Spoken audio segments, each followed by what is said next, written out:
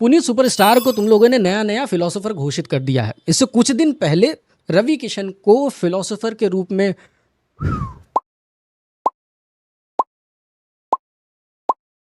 और मैंने सोचा इस बारे में बहुत ज़्यादा। ये बात तो मैं समझता हूँ कि ये सब आयरॉनिकली हो रहा है, फनी वे में हो रहा है, बट ये हो क्यों रहा है? किसी भी शब्द को लूजली क्यों कॉइन किया जाता है इतनी आसानी से, स्पेशली इंटरनेट के आने के बाद। मसलन एक शब्द है गोट, यानी ग्रेटेस्ट ऑफ ऑल टाइम, यानी इतिहास में इससे बेहतर व्यक्ति कोई हुआ ही नहीं। बहुत लूजली फेंका जाता है इंटरनेट पे ये शब्द। सिमिलरली एक शब्द है ओजी, बहुत लूजली फेंका जाता है। जीनियस शब्द बहुत ही लूजली फेंका जाता है, और इस केस में फिलोसोफर शब्द भी बहुत लूजली फेंका जाता है। एकेडमिक्स में भी जो फिलोसफी पढ़ा रहे हैं अपने आप को फिलोसोफर कहने से पहले बहुत बार सोचते हैं। ऐसा क्यों होता है? इसमें बहुत बड़ा हाथ है how we interact with internet.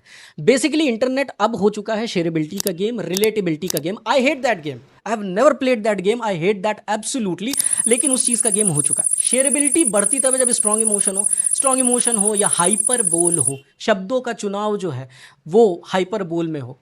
क्या होता है जब शब्दों का चुनाव हाइपर बोल में होता है, शेयरेबिलिटी बढ़ जाती है, तो जो शब्द की वैल्यू है वो धीरे धीरे फेड अवे होने लगती है। इस केस में फिलोसोफर शब्द की वैल्यू धीरे धीरे फेड होने लगी। पुनीत वो सारी बातें कर रहे हैं जो ऑब्वियस है, जो तुम जानते हो, जो तुम्हारे बिलीफ सिस्टम को कहीं से भी चैलेंज नहीं करती, उसके बाद भी तुम पुनीत को देख रहे हो।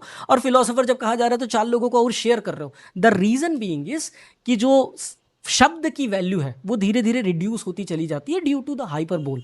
जीनियस शब्द आज किसी के लिए भी फेंका जा सकता है।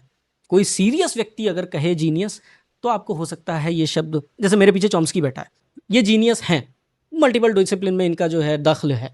लेकिन चॉम्स्की किसी को भी आसानी से जीनियस शब्द नहीं असाइन करेंगे।